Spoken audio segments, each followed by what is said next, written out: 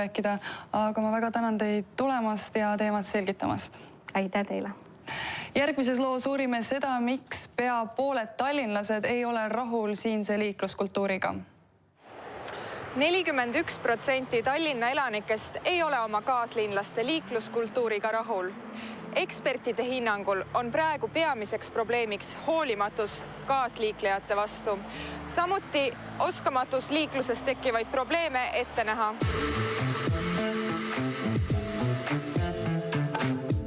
Ettenägematu olukorrana võib näitena tuua suvel Stockmanni juures toimunud liiklusõnnetuse. Õnnetus seal Tartu maantee Liivalaia tänavaristil. Keegi seda tahtlikult muidugi ei põhjustanud, aga üks juht siis voori keelava tule all lootis veel kergemeelselt seda ristmikku ületada.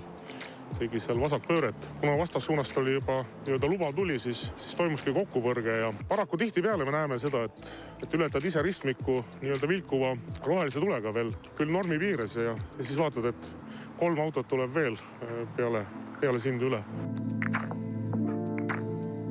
Kuidas olete teie rahul Tallinna liikluskultuuriga? Saab hakkama. Leidub lolle ja leidub normaalsed inimesed. Üldpilt on okei, jah? Raske öelda, ma arvan, et suht tavapärane. Kui me räägime liikluskultuurist või liikluskäitumisest, siis ega see liikluskultuur ja liikluskäitumine ei erine ju palju tavakultuurist ja tavakäitumisest. Et kui inimene on agressiivne või ebaviisakas tavaelus, siis autorooli istudes ega ta käitumine ju tegelikult ei muutu. Fakt, et ligi pooled linlastest on rahulolematud, on märgiks sellest, et probleemile tuleb lahendus leida. Psühhiaater Jüri Enneti hinnangul ei alga liikluskultuur mitte rooli tagant, vaid lapsepõlvest ning peegeldab ka inimese psühholoogilist seisundit. Sageli kiputakse sisemisi pingeid ja alalhoitud emotsioone välja elama just liikluses. Näiteks sõidan autoga, teen mööda sõitu, pikk rada on vaja mööda sõita ja samal ajal see, kellest ma mööda sõidan, see annab ka gaasi. Mõtlen, milles küsimus on, aga tema auto on võib-olla teist värvi või ei ole niivõrd võimsa selle mootoriga ja tal tekib alaväärsuskompleks, et kui Jüri läheb siit poolt temast mööda, siis Peeter tingimata teda mööda ei lase.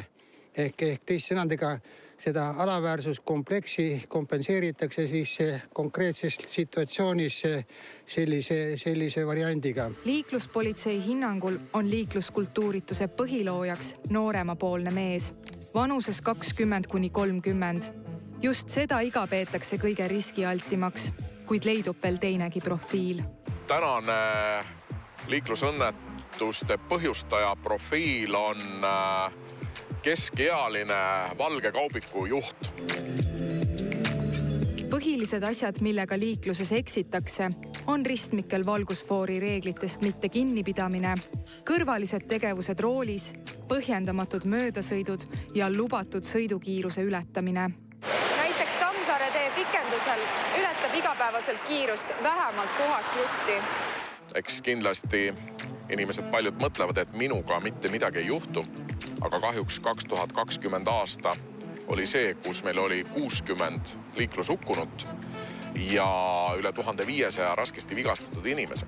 Et need on väga suured numbrid Eesti kohta. Mullu toimus Tallinna linnas 502 inimkannatanuga liiklusõnnetust. Nendes hukkus 9 ning sai viga 544 inimest. Küsimusele, miks siiski peavad osad autojuhid end teistest paremateks, kihutavad seal, kus tahavad, pargivad seal, kus ei tohi, ei arvesta jalakäijate ja teiste juhtidega, on raske üheselt vastust leida. Ning kuigi Tallinna liikluskultuur on viimase 10 aastaga edusamme teinud, on arengumaad veel küllaga.